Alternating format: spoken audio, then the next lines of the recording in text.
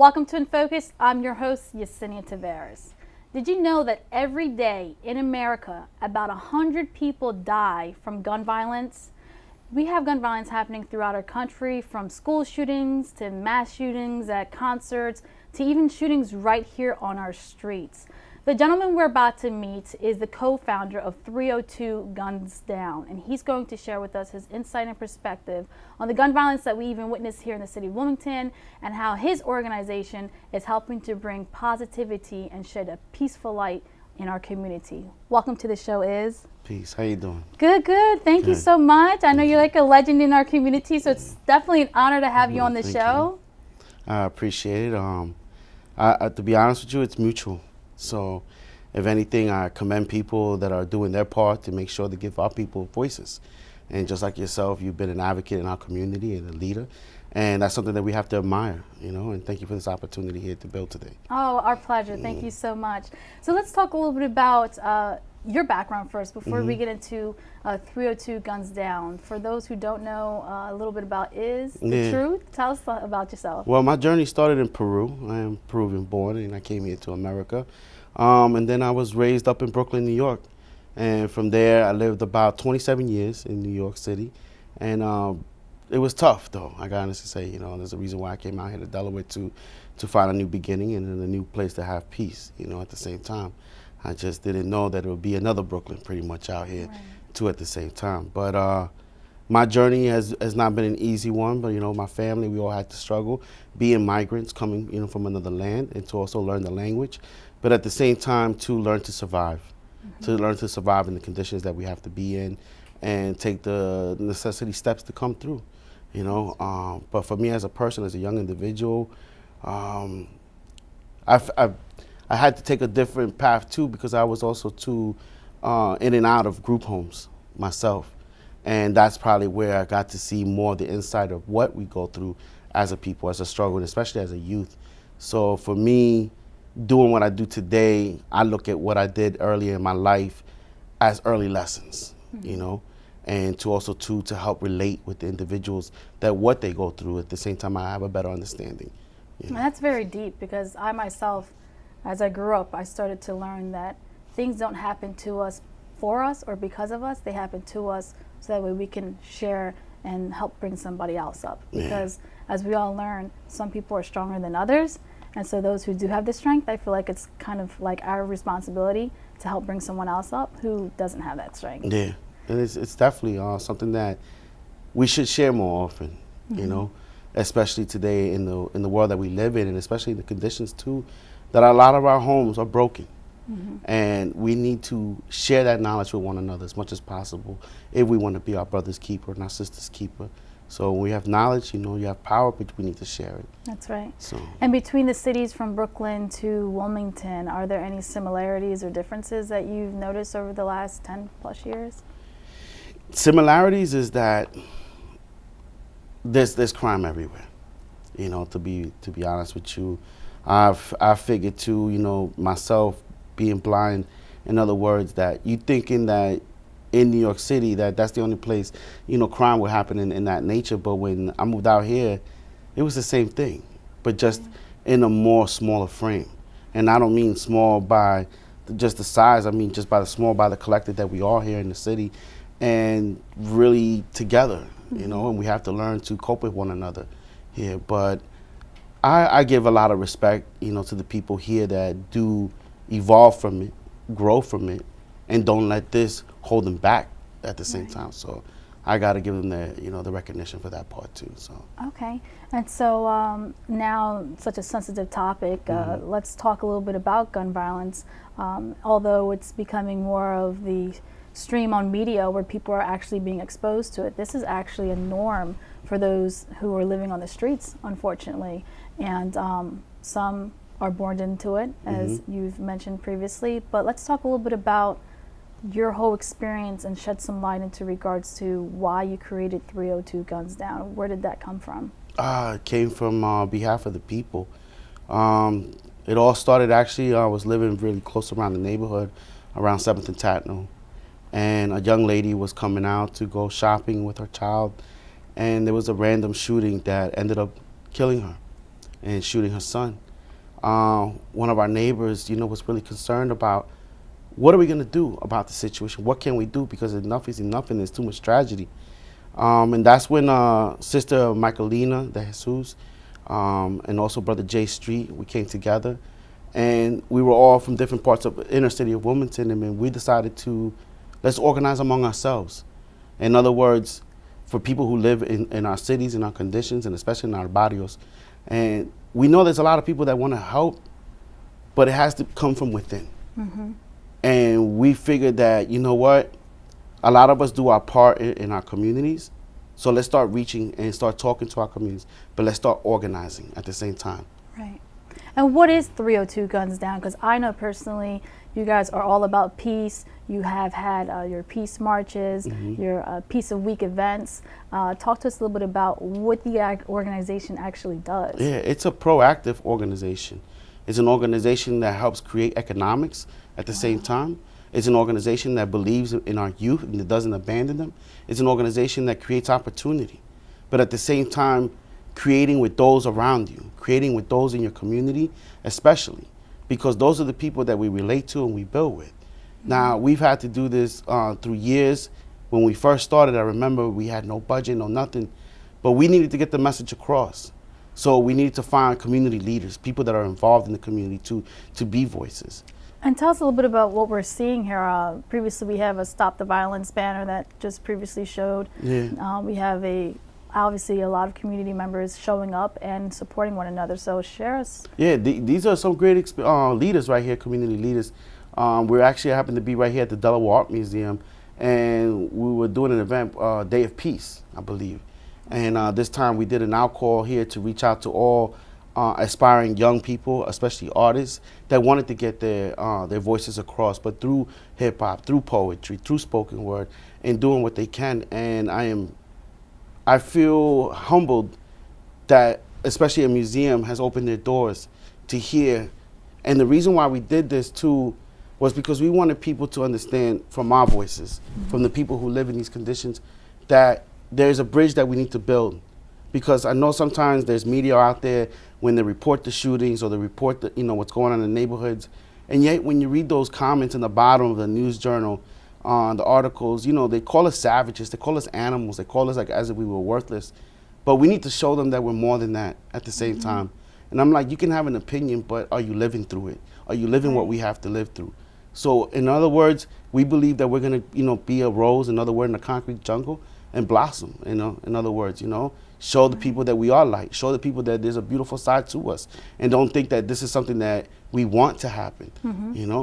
But in order for there to be a reflection of positivity, we have to lead by example. And from just your experience in being an activist in our community and being exposed to people who live, eat, and breathe in this community in regards to just being exposed to gun violence, one does not understand why one would actually get into this lifestyle, this culture, but you don't know, like you said, if they came from a group home, if they came from foster care, if they're an orphan. You just truly don't understand someone's story. They might have lost both of their parents, might be in jail or mm-hmm. a death, and now they're forced into foster care system, and so many things can happen even within that. You can get raped or you get jumped from home to home. But talk to us about this culture, and what do you believe contributes to it, or just from your own experience? Yeah, this culture, it's tough because it's like some of us don't have choices. We were born into it. I don't think any of us ever wish to be in these type of conditions, but at the same time, when we have a disadvantage of our homes, when you don't have both parents, when you don't have the proper education or you have the proper economics, you have to do what you have to do to survive. And these days, when there's less opportunities. I mean, I know they're saying there is a rate of high increase of employment, but are they employing who the people that need it? Mm-hmm. Are they looking at the fact that, maybe we could take a chance with somebody who's had a troubled background and give them the opportunity for a change of life? Right. But the thing is that we judge too much, and we judge quickly. Mm-hmm. And sometimes when a child feels abandoned and you turn your backs on them, they're gonna do what they need to do to survive. Because sometimes we're so quick to turn our backs on the youth, but not realizing what they've been through, not realizing where they're coming from. And that's something that I feel personally that we as a people, we need to end. In other words, help stop judging people before we even know them. And, and I know it's easy to look at somebody and to say whether they're qualified or not. But do we hear them? Do we understand them? Do we understand this situation? Because if not, they're going to create an option. They're going to create an option to bring money. They're going to create an option to bring, different forms of way to bring income to their neighborhood and especially their community. And talk to us a little bit about the difficulty in regards to the adult and the child's perspective. Like you said earlier, just trying to make a living here. I can only imagine those who make less money than I do. And then those who are where I'm at in higher risk still trying to survive, as you mentioned. So talk to us in regards to the difficulties, because like you said, if I can't find a job, and I know I can go around the corner here and get a means of financial backing for my family who needs to eat every day because subsidized housing is an option, or the food that we get from the government, the stipend is not enough. Like this is really a culture in itself. Yeah, it's so a culture. What are some of the difficulties too that you've seen as well? The difficulty would probably be one thing about our homes. Sometimes we have to go back to a home and condition that there are people there that don't know how to love. In other words, it could be either your mother, your father, it could be a sibling. But sometimes majority of us don't even have both parents. That's a major focal point that we all need to really work on, especially in our relationships and especially the way we are, because that right there is a starting point for a child to feel either loved or valued. And sometimes when we forget that part as parents, we forget to take that responsibility in everything that we do, everything that surrounds them. Sometimes when you have a single parent home, you end up not being there as much as you need to be. So the child is forced to live out in the streets for the meantime, the daytime, the evening, and it's going to find somewhere that they need to be or feel welcome, especially. And usually the streets are there for you for that. And that's something that we have to realize. We have to make better choices as a parent, but better choices too as an individual. And with this age of information, sometimes there's just too much out there. And sometimes we let our children or our youth just be free with what they want to do, but at the same time, are we taking responsibility of what they hear or what they see and what they do especially? And it's just taking about an extra step. But it's not easy too to be raised up in these conditions because sometimes we don't even experience a childhood. I myself personally, I could tell you at the age of 13, my first gun experience for myself when I was on the streets, the first thing they asked me to do was actually hold a Glock. I had to survive in a crack house. And those were my choices at 13. So my job was to make sure that nothing gets through this door. But at 13, this is all I knew. There was nothing there for me. But I'm not the only one, is the thing, though. Right. There's many other young boys or young sisters out there at the same time that are experiencing the same thing, Because when you go back home, it might not even be a home. That's right. So, like you were saying, a lot of these young kids are not only seeking a family and seeking love, but something to be a part of, especially if that void is not being fulfilled. And joining gangs is very real to this day. Yeah. Some people think that it's something decades ago that no longer happens. I mean, even myself, when I went to the university and went to college, there was initiation happening, and someone got shot literally as I was walking to my class. And I was like 19 years old when I witnessed that. And then you go to a party or some sort and someone gets stabbed because one's from Brooklyn, one's from the Bronx or Queens. I mean, it's very territorial. There's so many components to this culture and this lifestyle, but you're in the mix, not only have lived it, but you're about changing the game and showing that there are other options and we can put these guns down. Yeah. Have you witnessed or seen any difficulties for that young brother or young sister who's thinking about being about peace, stopping the violence, and putting the guns down, but are unable to because of the peer pressure or the pressure that they're feeling within the new family that they found? Yeah, I mean, there is difficulties, but with everything there's growth. One thing you gotta do is definitely not give up on anyone, actually. Because you'd be pretty surprised. Sometimes it could take a few years for somebody just to receive a little bit of more light or to understand themselves a little bit more. That's why, if anything, sometimes our education system can help us there. But when it's not there, a child can be lost in the choices that they make and what opportunities they also have. Right. But we just have to learn to, for me, to be honest with you, as somebody who doesn't believe in giving up, you could put me through anything, any situation. I felt like I've lived through so many things that are considered tragedies, for others. But at the same time, we have to look at it like, maybe this is not a blessing, but this is something that I need to learn, and I need to teach others how to survive through it. Right. And what's been your experience in regards to, because as we saw in the photo not too long ago, you in front of hundreds of people. So you are a leader within our community. But what's been your experience, here we go right here, what's been your experience working with politicians and police officers within our community about the gun violence that we face? My experience is that I know people have good intentions, but sometimes those intentions are not for the people. Sometimes the intentions are more to raise capital gain or property or to take away. At the same time, to deal with what we deal today, especially with police, we need to see that reflection from police, too, that they care about us. This is not just particularly here in Wilmington, but this is all over. One thing is the high rate that a lot of people don't realize is that almost 1,000 civilians get killed by police officers. That's something that if you was a youth being raised in this generation and you look at your fellow young brother, young sister getting shot, that's going to affect you. That's going to dramatize you every day that you wake up and the way that you look at each other. So sometimes when we see that the law doesn't care about us, how can you expect us to care about us? That's right. So we have to take matters into our own hands. And that's when you have, gangs be formed because you need a brotherhood. You need a sisterhood. You need something to protect you while you're living out there in these conditions. But at the same time, it's also important to build relationships and build bridges and also to, do what you can, to meet each other at least halfway, Right. And this is a very serious topic because as we've seen within the last few years in itself, the amount of gun violence has just escalated. I mean, it's always been high, but now, people are just feeling free to do it wherever. Concerts and more school shootings, and now more parents are thinking about homeschooling their kids. And, unfortunately, it is something that's not going away. Yeah, it's not. And that's why we got to fight harder, and I don't mean just fighting by, shooting back.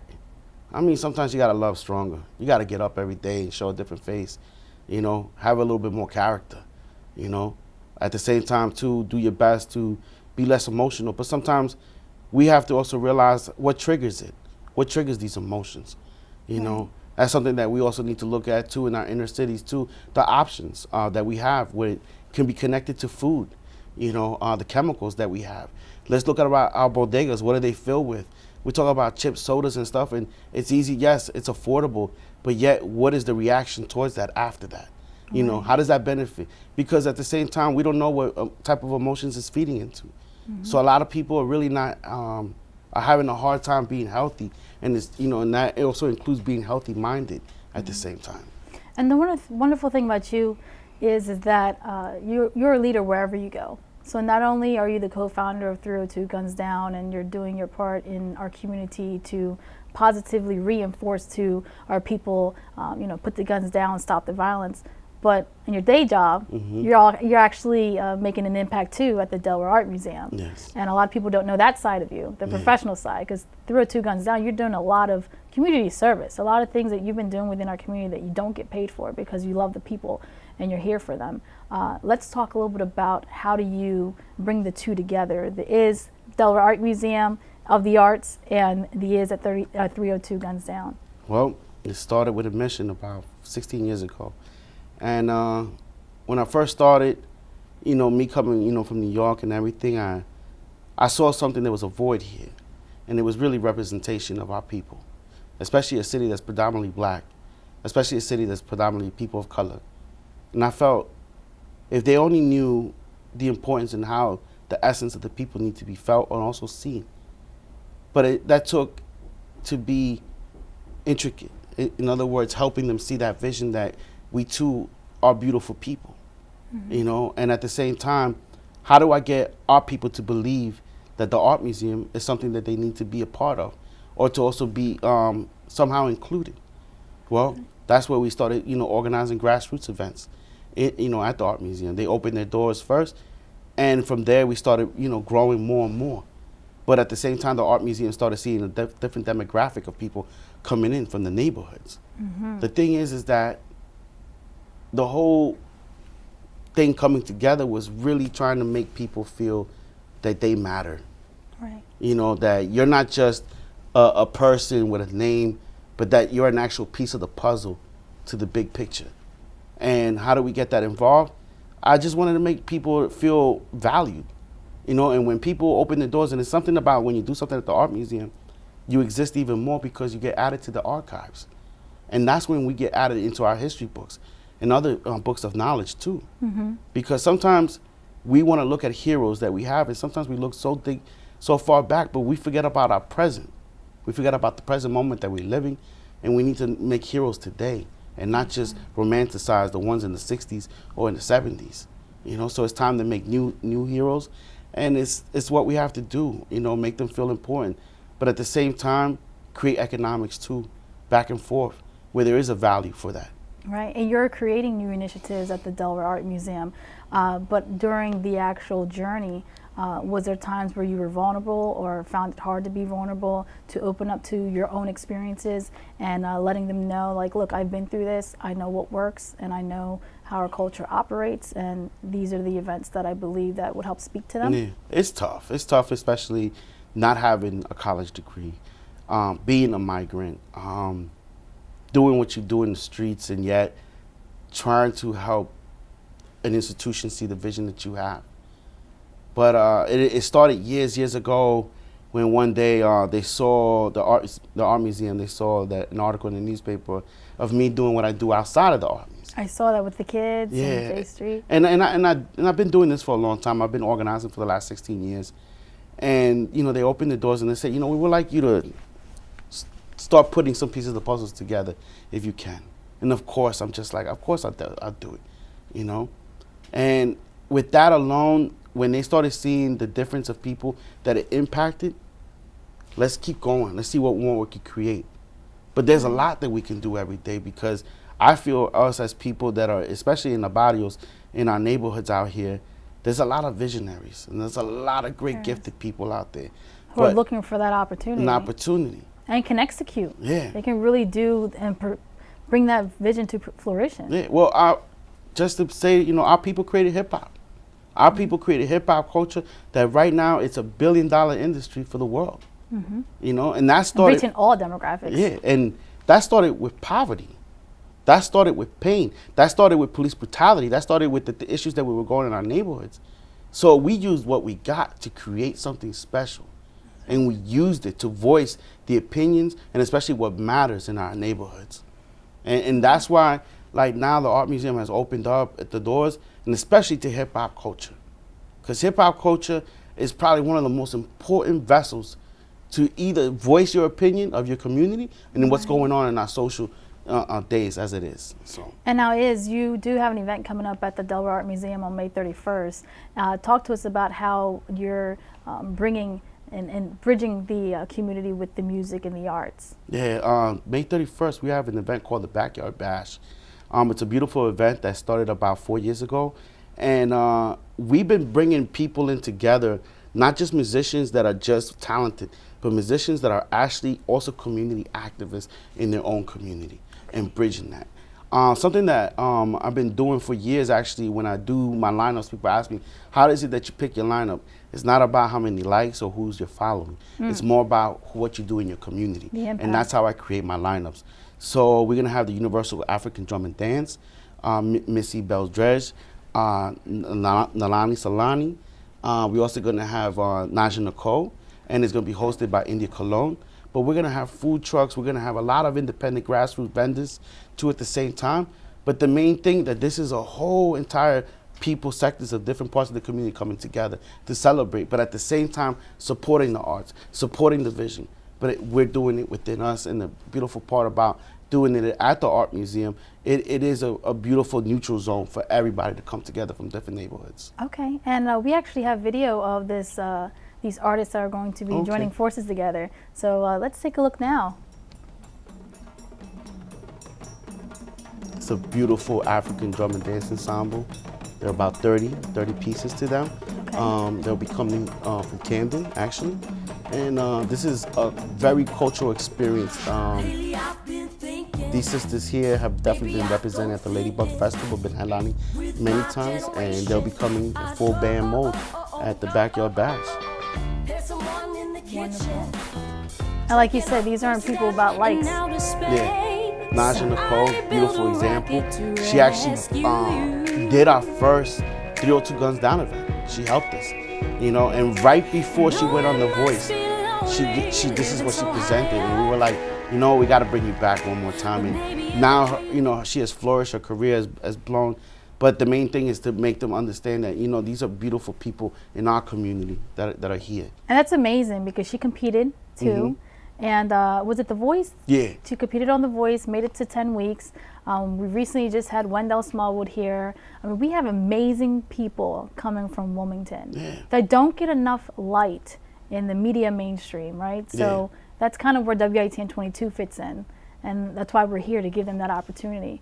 But now you're having this event that's going to bring everything full circle together. Why is it so important for organizations like yours and the Delaware Art Museum and stations like ours, WITN 22, to bring the community together the way we are doing it? Because that's what it's going to take. It's going to take us coming together to make a difference in this city. It's going to take us weaving especially together. And what I mean is that we all have a major important part, and we all bring something, you know, different from our communities.